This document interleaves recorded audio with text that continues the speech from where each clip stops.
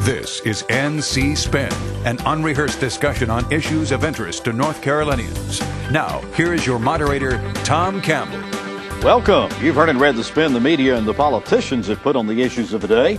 To get the correct spin on what's going on in North Carolina, let's introduce you to our panel of experts. And first off, after far too long an absence, former Supreme Court Justice, former candidate for governor, Bob Orr. Glad to be back. Welcome back.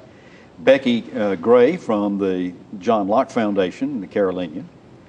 Chris Fitzsimon from NC Policy Watch. And political consultant and advisor Brad Crone. We got a show full of great topics for you this week, including Governor McCrory's speech on education, controversy over the Common Core curriculum, a new measure allowing the Supreme Court to make decisions about disciplining our judges, and the campaign beginning for the 2014 elections. Let's get to it. Governor Pat McCrory spoke to a North Carolina Chamber of Commerce meeting in Chapel Hill recently, emphasizing he is pro-education and in support of teachers. He outlined a plan to reward master teachers, called for a sharp reduction in testing, and wants to increase spending on digital learning and innovative schools.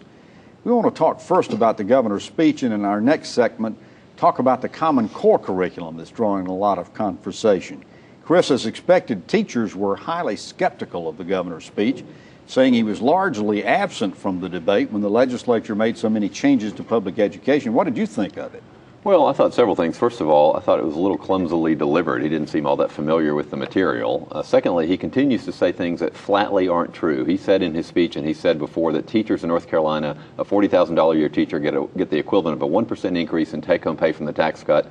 The Republicans' own tax tables show you have to make $250,000 a year to get a 1% increase in your take-home pay. So that is a factual, blatant disregard for something, and it's ridiculous that he keeps saying that. But even on the teacher salary thing, the master teacher plan, which it sort of was very nebulous, the calculations show maybe 1% of teachers would get a raise under that plan. And I think teachers are right that he largely sat out the debate. He included a small increase in his budget, but he didn't fight for it, even though the tax plan he claimed to be revenue neutral spent $600 million, which could have had a teacher's salary increase. So I think the teachers are right to be upset. Well, Becki, last week on the show, and you were one of the panelists on the show last week, John Hood said that when they come back in a short session, the governor's going to advocate for a pay raise for teachers. Is that going to calm them down some and get them maybe a little less criticism from them? Well, I think so, and I'm not sure that anybody knows exactly what the governor or the General Assembly is going to do when they come back for the short session. But I believe that the governor did, as Chris mentioned, in his budget proposal, had a 1% increase for teachers and state employees. So I think it's a priority with him. The problem was he got hit hard by Medicaid, and shortfalls in Medicaid, was not able to follow through. So I think it's clearly at the top of the list for when the General Assembly comes down. Bob, a lot of people have long criticized the system for paying teachers because the best teachers make the same amount of money as the mediocre and poor teachers do. Is this effort by the governor to recognize the top 1,000 teachers by giving them a $10,000 bonus, and he says that their peers will choose them? What's your reaction to this? Well, conceptually, I think it's fine. But in reality, the teachers in this state have gone a long time without pay raises. We're not all state employees have. Well, that's true. Yeah. But I mean, if the future of the state rests with a well-educated population, we've got to do something to really strengthen the teaching academy. I think that the governor is very supportive of education. He did get steamrolled, I think, by the General Assembly and other issues. But, let's give him a little time. I'm confident in Brad, it. one of the things, the governor's been talking about this business of digital learning, using new technology, educational software. This is a topic that we've talked about on this show for years and has been bandied about. What is taking so long to get this done? We've got some pockets where it's being done, like Mooresville graded schools and some other situations where other school districts or individual schools are implementing, but what's taking this so doggone long? Tom, it's just a matter of cash. And if you look over the last 5 years, there's Mark actually Edwards been, says that's not the problem. Well, I believe that it is. And when you look into the key school systems across the state, they're so strapped on handling just the day-to-day operations. You look at their maintenance accounts and the fact that they're putting off key maintenance for their capital assets. Becki, is that just an excuse or is that real? No, I think Brad is right, and it's a matter of allocating those funds. And we can't continue to do everything that we've always done and do new and innovative things. At some point, you've got to transfer that focus and those priorities. And I think that's what this General Assembly and this governor is working toward. Chris, the NCAE says they're going to sue over the education bill that was passed. Number one, do you think they're serious about it? Number two, have they got much of a lawsuit? We might want to ask the lawyer on the panel that question. But I think the NCAE is right to be upset. I mean, I do think, I've said on this show before, and I'll say it again, one of the most startling statistics for people to remember is you have to work 15 years in North Carolina as a teacher to make $40,000 a year. We need to pay good teachers more. We need to pay all teachers some respectable wage. It's ridiculous to expect somebody to spend 15 years in that difficult a job and not make $40,000 a year. You can watch NC Spin anytime you want. Just go to our website, ncspin.com, and click on the YouTube button on the right-hand side of the page. We post each week's show on Friday, so you can view us anytime you like. And while at ncspin.com, be sure to sign up for our free weekly email newsletter Spin Cycle. And you can follow us on Twitter at NCSpinTweets. 4 ways to keep the conversation going: ncspin.com, NCSpin on Facebook, Twitter at NCSpinTweets, and Spin Cycle. We look forward to hearing from you. The Common Core is next. NC Spin will return after these messages. Our farmers are among the most productive in the world, even while lacking a stable and reliable agricultural workforce. But the workforce problems in agriculture have reached a breaking point, and food demand continues to rise. Reforms to the immigration system can ensure that farmers have access to the workers they need. The good news is that we still have time to fix this corrosive problem. Tell your congressional representatives that we need comprehensive immigration reform in 2013. The North Carolina Medical Society is committed to a healthier North Carolina. We feel, as an organization representing over 14,000 physicians, that we have a responsibility and an obligation to help our citizens become more healthy. And by doing this, we want to help educate them about ways in which they need to keep themselves healthy through good nutrition, exercise, and maintaining a healthy lifestyle. These ingredients will help not only individual citizens become and maintain a healthier outlook on their lives, but also help contribute to having a healthier state.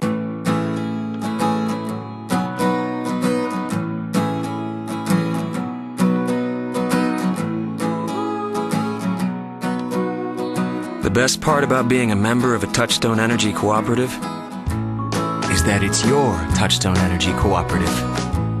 Learn more about the power of your co-op membership at togetherwesave.com. North Carolina's Touchstone Energy Cooperatives, looking out for you. We now return to NC Spin. North Carolina is one of 45 states that's begun using what's known as the Common Core curriculum, a group of standards developed by the National Governors Association and the Council of Chief State School Officers. But the new approach is not without detractors. While Governor McCrory endorsed the Common Core in Chapel Hill, saying the reading and math standards in the Common Core are high, relevant, and can be applied internationally. It's not the standards that are bad, it's the execution that must be improved. Lieutenant Governor Dan Forrest and many others are opposed to this curriculum.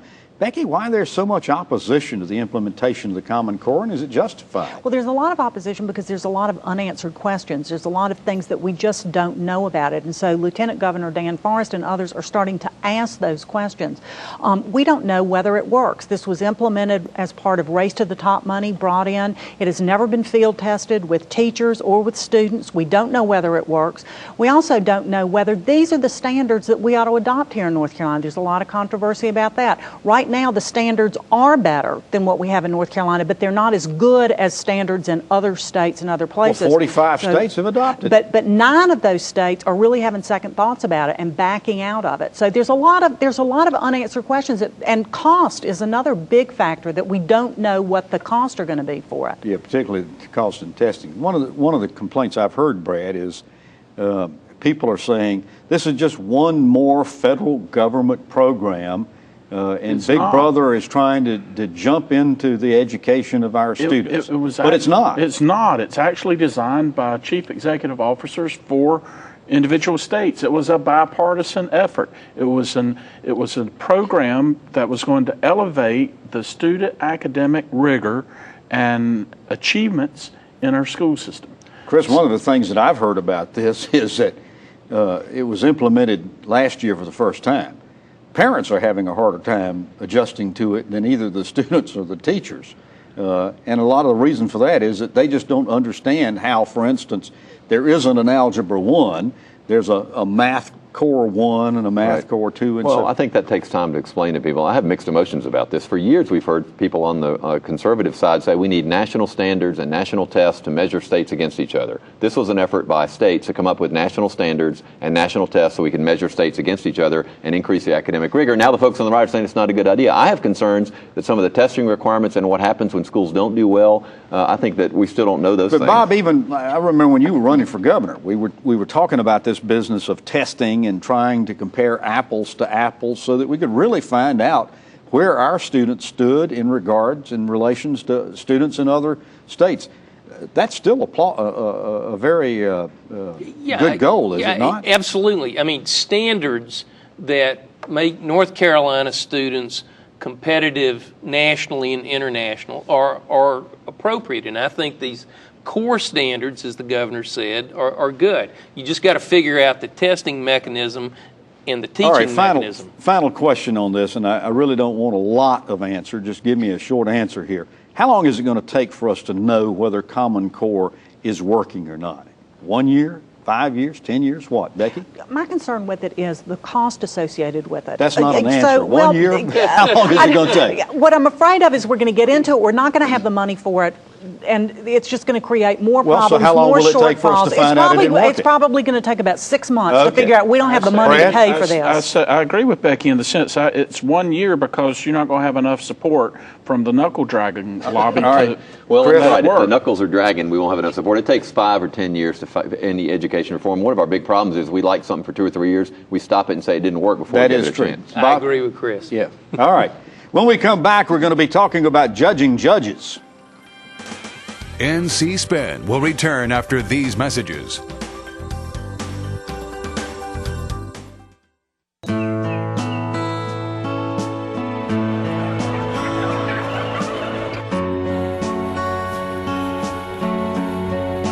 It's true. Farming is different than it was 50 years ago. We know consumers have questions about how our food is grown today. North Carolina livestock farmers want you to know that they're using the most responsible and caring farming practices to feed our state. ncanimalag.com. You trust your family physician to care for you and your family. We treasure that trust and are committed to providing the best care possible for all North Carolinians. It's time for Medicaid reform, but not without input from North Carolina's family physicians. Medicaid reform will impact health care for all of us. Tell state leaders you want your physician involved. We need Medicaid reform that's good for North Carolina. To sign our petition of support, visit rnchealthcare.com. We now return to NC Spin. The recently adjourned General Assembly made some big changes in the way judges are to be disciplined for misconduct. In legislation now on Governor McCrory's desk, HB 652 would give our Supreme Court more power about whether and how to discipline our state's judges, including themselves, and would keep confidential some of the now public information involving alleged transgressions by judges. It virtually eliminates the Judicial Standards Commission that currently makes these decisions. Bob Orr, you served on the Supreme Court for many years. What do you think of these new powers being given our highest court? Well, in all due respect, I think the description of what it does is totally inaccurate. The Judicial Standards Commission has most of the powers that it had before the legislation was passed. The Supreme Court takes one small portion of the punishment process, the public reprimand aspect, and they take it away from the commission and add it to the other censure, removal, the other powers. So I think it's grossly overstated. Keep in mind the two areas of conduct that are regulated have to do with normal judicial responsibilities. And then the second part, and this is what's precipitated the legislation, is political campaigns. And the judicial standards process has been used on occasion in the past as a political club against candidates. And so I think the process of making everything confidential until a final decision is made is to protect judges from being attacked in the political context. So you're saying it's misrepresented?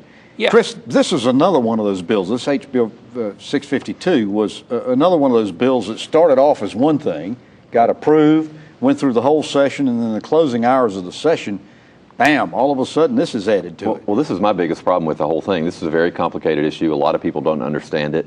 The Senate actually defeated it. It came back to life and appeared in the House in the last days of the session. Do we really want to change the way we discipline judges and how decisions are made without having former judges and justices testify? This is an outrage the way this thing was passed. We Becki, wouldn't be in this fix if we had a better process. I want to ask the question, why was there a need to feel to eliminate or minimize the Judicial Standards Commission? Yeah, Tom, I don't know the answer to that, and I monitor the General Assembly pretty closely when they're in session, and really to Chris's point, I mean, this was a bill that was discussed and voted on in literally the final hours of the final days of the session. Brad, so there's a lot of misperception about it, as Bob's pointed out. Brad, the State Bar has come out publicly telling the governor to veto this bill. You think he'll listen? Well, let's hope that he will listen. But I'll also say this, Tom, that I think that it's important that the Supreme Court and the Chief Justice in particular step up and have a more proactive voice in the administration of our courts. All right, I want to change the subject since we've got Justice Orr with us. We talked last week about the election law changes passed the legislature. Governor McCrory is getting pressure to veto the bill. Democrats believe it's draconian and want a return to the Jim Crow era. Some are suggesting he veto the bill because it's certain to generate lawsuits and be tied up in courts for years. What's your opinion on this? Well, I don't have any question it's going to generate lawsuits, and litigation does take time. I don't believe the governor will veto it. I think it's unfortunate that all of these different components were packed into one bill. That makes it more difficult. All right, I want to move to a different section on this. Former House Speaker Joe Mavretic recently wrote a blog for our website in which he quoted our Constitution. He said, Article 6, Section 1 says all naturalized citizens have the right to vote. Section 2 sets out residency requirements. Section 3 says the General Assembly shall enact laws governing the registration of voters. He says everybody's getting their panties in a wad about what this legislature happened to do or didn't do, but this is their legislative mandate. Do you agree with that?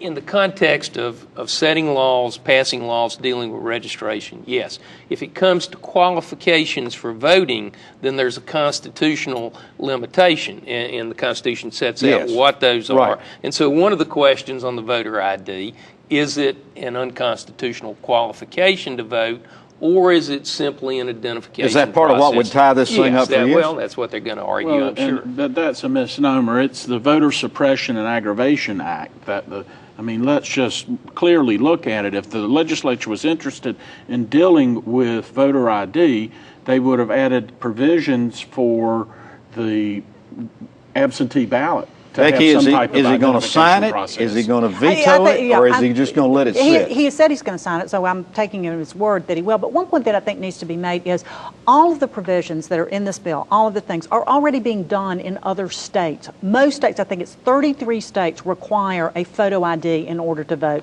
Only 15 states have straight party voting. There's a number of states who have no early voting time period at all. So I know that all these things have to be judged by the North Carolina Constitution as an all-state. But a lot of states don't index how much wealthy people can give to campaigns, which this does. Let corporate money give more to political parties. Let us know less about who's actually giving money to outside expenditures. These are all added at the last minute. We have no idea what this bill will do. The governor ought to veto it. All right. When we come back, we're going to talk about campaigning beginning for the 2014 elections. NC Spin is brought to you in part by the North Carolina Farm Bureau. The Farm Bureau and Agriculture. We keep North Carolina growing. Is your business or trade organization looking for a great North Raleigh address? This beautiful, recently updated office building has 3 spacious offices perfect for law firms, accountants, agencies, and associations of any size. Our beautiful lobby boasts attractive finishes and unique Raleigh artwork. We provide ample parking and quick access to both 440 and 540 right at the corner of Falls of the Neuse and Spring Forest Road. Call us today at 919-832-1416 to schedule a tour with the owner. North Carolina is a great place to live, work, and raise a family, but we consistently rank in the bottom third for state health. Poor health choices and inactivity cost our state $54 billion a year, dollars that could be saved through healthier living. We can do better, North Carolina. That's why NC Spin is working with health and community organizations to launch a Healthier NC, an education campaign and challenge to live healthier lives. Join us at ahealthierNC.com. We now return to NC Spin. No sooner did our legislature end than the fundraising started for re-election campaigns and for the U.S. Senate seat, which will be a large part of the 2014 election cycle. Brad, let's start with the Senate race. Senator Kay Hagan's already building a great big war chest in her bid to retain the seat. So far, the only high-profile known candidate for the Republicans is House Speaker Tom Tillis. Handicap this race for us. Tell us who and how you think it's going to shake out. It's going to be a really high-profile national race out of Washington. Everybody in D.C.'s watching the race, Tom, simply because it could determine the balance of power, whether the Democrats or the Republicans maintain, if the Democrats maintain control. One thing Hagan has done that's going to be a big asset for her. She's brought in Preston Elliott, campaign manager for John Tester. He's running her campaign out of their headquarters on Hillsborough Street. Also, Hagan has gotten her staff in order in Washington. She's got a really sharp chief of staff, Mike Harney, and legislative director. So her constituent services interacting with North Carolinians back here at home has improved greatly. Becki, one of the things that when Hagan ran in 2008, and of course it was a Democratic year in North Carolina when she won office, but she ran against Liddy Dole, one of the more popular people that we've had in our state, and part of her campaign was that Liddy Dole had basically been absent for the last 6 years in North Carolina and had done very little for our state. Can Hagan be susceptible to those same charges? Well, I think that's always the case when you are representing a state and serving in Washington. I think that's a challenge for all of them. Kay Hagan has certainly been all over the TV, and there's pictures of her in manufacturing sites in different locations across the state. I mean, I don't know whether that's a factor. It seems to me that it would not be any more a factor for her than it is others. Chris Nate Silver, who is probably the recognized handicapper of political races, says this race may be the tipping point. Going back to what Brad talked about, this race may be the tipping point to decide whether the Democrats hold on to the U.S. Senate or the Republicans take charge. What do you think? I think that's very likely, and if that is true, even if that's perceived to be true, then we'll see money and activity in here like we've never seen before. It'll be like a presidential race in this race. One thing I do want to correct, you said the fundraising started after the session began. It actually started while the session was going on. In fact, Speaker Tillis missed one of the debates on tax reform because he went to a fundraiser. He's been running and raising money since before the session. Hagan has been. Yeah, Bob, the polls. While she's been sitting in the United States polls Senate. show that Republicans are not highly regarded at this moment. I think their legislators' acceptance and approval is 20% by the voters. What impact do you think they're going to see when they run for re-election to the legislature? Well, it will be interesting to see if there's an aggressive move to put strong candidates up against them, certainly in the general election. But I'm wondering if people come out in the primary to challenge some of the Republicans that otherwise would be in safe seats. And I think we'll know from the quality of the candidates to come out how it's going to turn out. Tillis is not a surefire bet on the Senate side. I mean, he's the strongest candidate for the Republicans, but you've got Dr. Banyan from Cary, who was recently endorsed by the Tea Party, the Red State blog, I believe it was. And then also you've got Reverend Harris down at the First Baptist Church down in Church. Officially announced his decision. And Jim Kaine is another name that's been mentioned. I don't think he's said one way or the other yet. So it will be not over yet. No doubt. One of the other things about this 2014 election, it's an off-year election, and typically Democrats have had a problem in getting voters, their supporters, to the polls. Is that going to favor a Republican in this race, Brad? No, I'll tell you what, the Democrats are fired up. Even though the Democratic Party is totally dysfunctional and our chairman's terrible, should resign, the Democrat base is going to be active. They're going to be really engaged. All right, we got congressional seats coming up. We went from having a 7-6 Democratic majority to Republicans to a 9-4 ratio currently. But there's some seats that might be fairly interesting in this race. Mel Watt in the 13th. We understand his confirmation may be in trouble. He may stay in the House. I don't know. Howard Coble is ill from Greensboro, and some are speculating he may not run again. You got David Rouser certainly gearing up for another fight with Mike McIntyre, and there are some talk that Walter Jones may have a Tea Partier running against him. You think we're going to see some interesting congressional races? Oh, yeah, I think we're going to see, for sure, we're going to see some interesting congressional races. As you mentioned, David Rouser is already running against Mike McIntyre. Yeah, depending on what Representative Congressman Coble does and how his health is, that could be a wide open race in a Republican primary. You see any big upsets coming? Well, I think from this vantage point, I think it's going to be difficult with the districts. I think the Rouser-McIntyre race will be the most interesting. Remember, more people voted for Democrats last time than Republicans. Well, you've heard our spin on the issues of the day. To stay informed all during the week, give your feedback and read our column. Visit our website, ncspin.com, or catch NC Spin on Facebook. And we hope you'll join us next week when we'll take on more issues of interest to the people of North Carolina. Until then, stay informed and watch out for the spin. Join us next week and get the spin on issues facing our state.